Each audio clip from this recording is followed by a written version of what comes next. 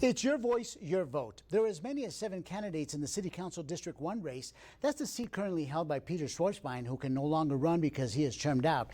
Now, the 7 candidates are Analisa, Cordova, Silverstein, Erin, Tague, Brian Kennedy, David Jones, Freddy, Klayel, Avalos, Ferris, and Deliris, Montanez, Berrios. However, Berrios reached out to us to tell us she will not be participating in today's candidate forum, and Freddy Klayel has actually suspended his race. And we're also told that Erin Tague was not able to make it for the taping of this segment. Now, we are now joined, if we can show our guests, Analisa Cordova Silverstein, Brian Kennedy, Dave Jones, and Ferris. I want to welcome you all to today's forum. I have several questions that we'll be covering, and we're going to start with the very first one, which has to do with the immigration. The topic is immigration. El Paso is going through a surge right now, as you well know. It's called an unprecedented surge. Now, what are current city leaders doing right, and what would you do to change things? We're going to start off with you, Ms. Analisa Cordova Silverstein. So in 2019, I helped set up a fund with the El Paso Community Foundation that helped fundraise over $40,000 for migrants. They were able to get tickets to reunite with their families, get food, and housing. What we need to do is work with our migrant services. We have DMRS, the Annunciation House, the Border Hope Institute, and Las Americas, and we need to get their advice since they live this every single day, work with them, work with our other intergovernmental entities, and we need to come up with a community plan that is sustainable to help these migrants in a humanitarian way. Okay, then I'll have the same question for you, Mr. Brian Kennedy. The topic is immigration. What do you think city leaders are doing right, and what would you change?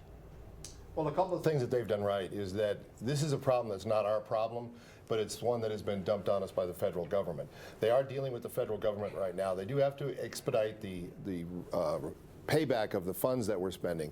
But it is our plan, and what they've done right is to try and make sure that they're processing people as fast as possible. I know because I've dealt with some of the ingress-egress that they're doing. Right now, they're dealing with Border Patrol. They're dealing with the federal government in making sure that they're processing as quickly as possible. There's a new policy on the way that will have some sanctuary countries near the country where the migrants are leaving, where they can go instead of come to the United States, almost as a holding location. And that's a good idea. One of the things we have to continue to do is to work with the federal government. This is a federal issue that's been dumped on the city. And so we have to ensure that it's not an expense that's dumped on the city, but it's something that is paid for by federal government. They're doing a good job right now at talking to them. I think we should have started a little earlier in making sure the money was coming quicker. Okay, thank you. And one topic most voters responded to. As a matter of fact, let's now go to Mr. Dave Jones. If you can respond to the same question about immigration, what it is that you think city leaders are doing right, and what would you change? Well, the city leaders have just built a new facility, which is one thing that they're doing right. But they seem to be reactive. They seem to be behind the power curve instead of ahead of it. What I would do is petition FEMA to give funds ahead of time. Based on the surge numbers now, you kind of have an idea of how much it's going to cost. So I would petition FEMA to give us money ahead of time so that the El Paso taxpayers aren't saddled with the debt. The money doesn't seem to come on time when it is given to us reactive. But a lot of things have just been reactive, a day late and a dollar short that needs to be sped up. They need to think ahead, plan ahead, instead of just short-term planning. Okay, and the same question for you, Ms. Ferris.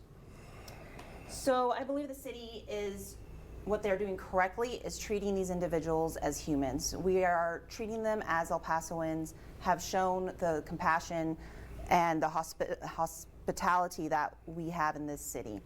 I believe that we need to also request and expedite the request for funds to be reimbursed. We need to also monitor the amount of money that we are spending that's coming out of our general fund to pay for this. But I believe that we need to show our humanitarian side and also work with the nonprofits to help these individuals process them to get to where they need to be. I volunteered a couple years ago when we had the last migrant influx. We processed individuals. However, at that time, everybody had sponsors, and it was all funded by donations. This time, the city's having to pay for it. So I believe we need to ensure that we are reimbursed by the federal government and continue to show compassion and help these individuals. Okay, let's talk about another topic. One topic that most voters respond to are our roads. El Pasoans see potholes from one end of the city to another after strong downpours.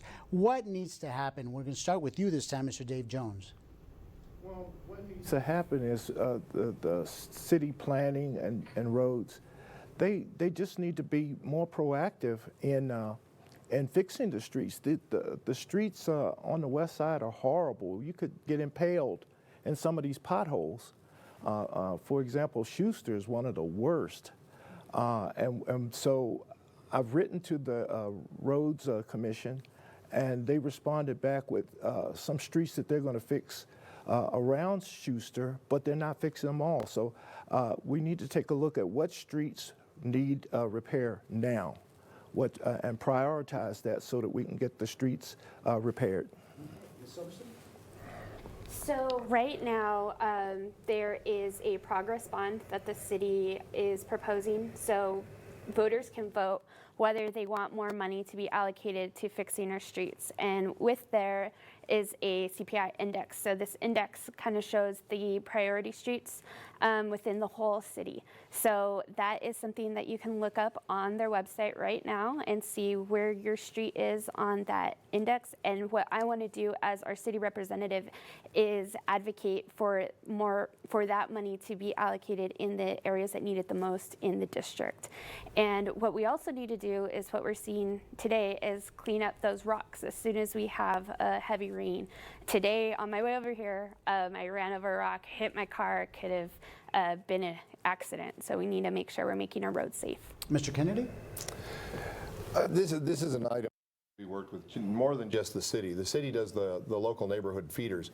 Some of the main ones can be done by dealing with RMA and TxDOT with the larger thoroughfares. The other thing that happens is because of the materials that are used in El Paso, sometimes they use less of an underlay.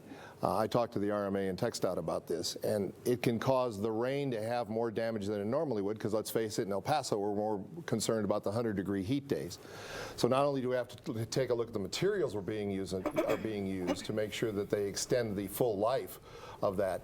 But I agree. The other thing is I think that we owe it to the citizens to actually let them know, here's where your street ranks and here's where we think it's going to be done. And I think we need to do that as quickly as possible so people know where the problem streets, not just say it's available if you want to look at it.